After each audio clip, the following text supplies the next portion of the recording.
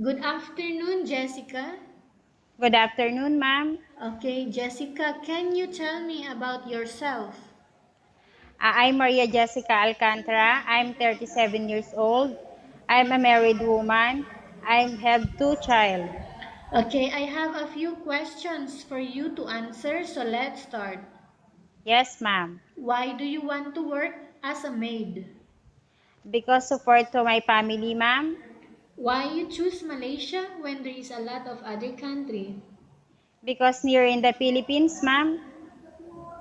How are you qualified for this job? I have polite, kind, and honest, ma'am. May I know what your educational level is? I a college undergrad level, ma'am. College undergraduate. What is your recent working experience? I have a factory worker, ma'am. You are a factory worker. Yes, ma'am. Have you worked abroad before? No, ma'am. Do you have experience of taking care of babies? Yes, ma'am. How My child. how about elderly? No, ma'am. Do you have any other special skills? I'm cooking, ma'am. Okay. Are you willing to learn new skills? Yes, ma'am. Are you willing to work with a family where the mother-in-law or any relatives stay together? Yes, ma'am. Currently, are you still working now? Yes, ma'am. Do you know how to cook? Yes, ma'am. What sort of food can you cook? I'm Filipino food, ma'am. Are you aware that you will have to do washing, cleaning, ironing, and cooking? Yes, ma'am. From all the house chores that I mentioned to you, which do you like most? Yes, ma'am.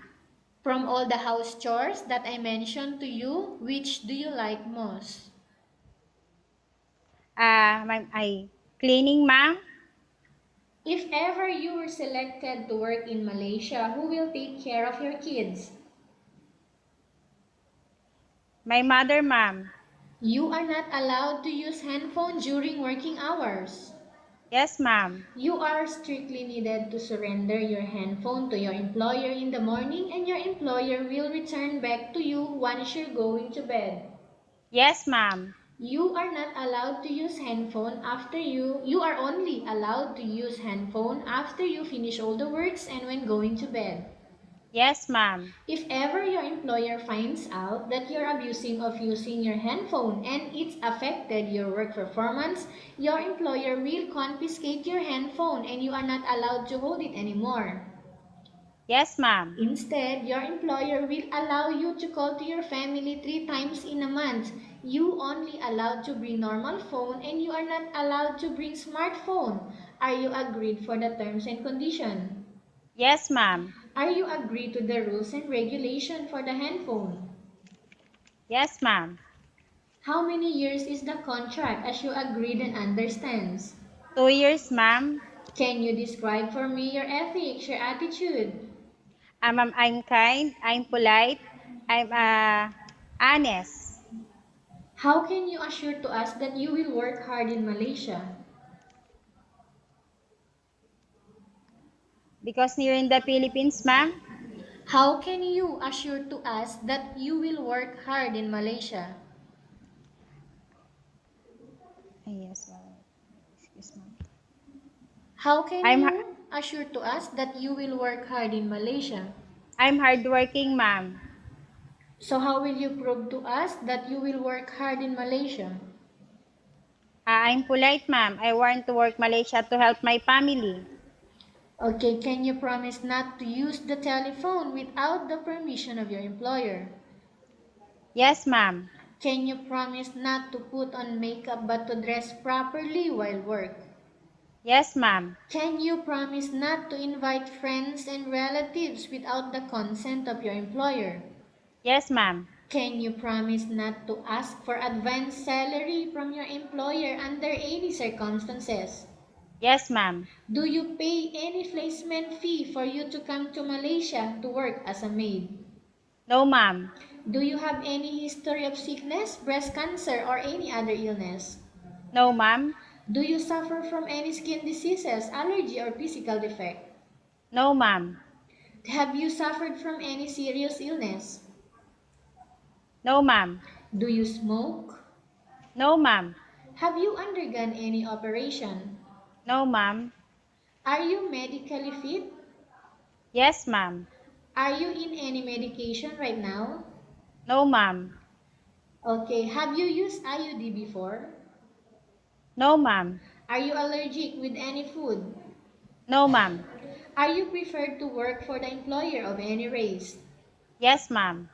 Are you preferred to eat the type of food taken by your employer? Yes, ma'am. Are you afraid of being left alone in the house? Yes, ma'am. I know, ma'am. Are you afraid of dogs or other pets? No, ma'am. Can you promise to work according to instruction from your employer? Yes, ma'am. Do you have any immediate family working in Malaysia? Yes, ma'am. And who's your family members working in Malaysia? Mother and ang husband and all relatives. Okay, do you have any immediate family working here in Malaysia? Yes, ma'am. There is relatives working here in Malaysia? I know, ma'am. No, ma'am. Okay, I will repeat. Do you have any immediate family working in Malaysia? No, ma'am. Okay, Maria Jessica, we have finished our question section. Let's go to case study. I have a case study for you and I want you to answer me truthfully.